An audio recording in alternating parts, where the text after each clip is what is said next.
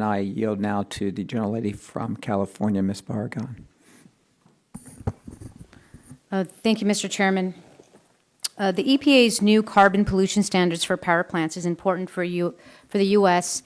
efforts to fight the climate crisis and to reduce air pollution in communities of color.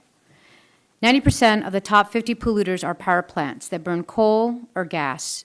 Many are in low-income communities and communities of color.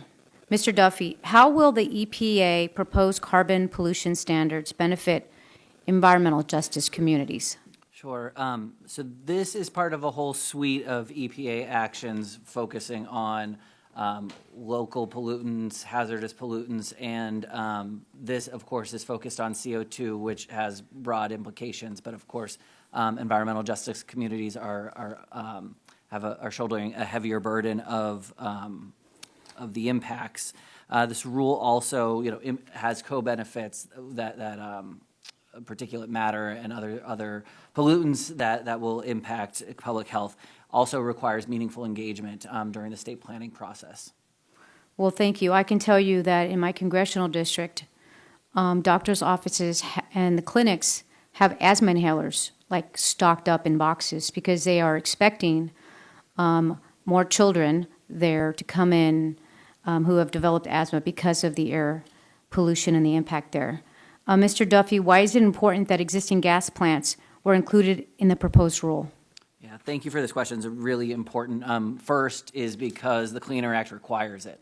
EPA sets standards for new gas plants in 2015. That triggers a responsibility to set standards for the existing gas fleet. Second, in 2022, the gas fleet emitted 661 million metric tons of CO2. That's 43% of total sector CO2 emissions. Emissions from the gas fleet have increased by 65% since 2010.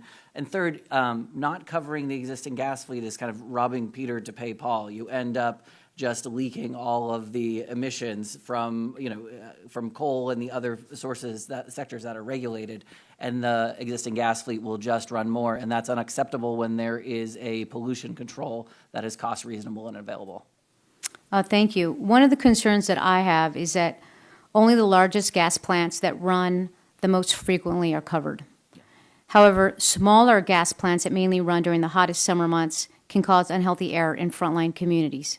How important is it for our climate and environmental justice efforts for the EPA to strengthen the rule to cover more gas power plants? Very important, and we are looking at that and will likely be advocating for expanded coverage. Right now, EPA is proposing to cover 7% of the natural gas units. They're requesting comment on on covering a larger portion, and that would end up covering 80% of emissions if it was down to the lowest thing that they're taking comment on, which is, I think, 100 megawatts and 40% capacity factor. Well, great, thank you. Mr. Duffy, there's also been support from the White House for a more ambitious timeline of 2035 for coal plants to curb emissions by 90% or retire rather than year 2040. Is a faster timeline feasible, and should this rule be strengthened to include it? Yes, I'm trying to get the timelines right. I think if you for coal, if you retire by 2040, you need to install. If you retire after 2040, the compliance period is 2030. For gas, it is out to 2035. So with the gas fleet, yes, I think there are places where these big kind of carbon capture or hydrogen pollution control technologies will need time to build out, to construct, to get permitted, et cetera. But the other pollution standards that are associated with efficiencies and fuels, those can be done on a shorter timeline. And Mr. Duffy, is there anything else that you have been asked today or information that you think should be shared with the public? No, I think the agency is doing exactly what the Supreme Court told it to do. It's basing reasonable standards for the biggest polluters on traditional inside the fence approaches that are going to cause these power plants to operate more cleanly and protect public health.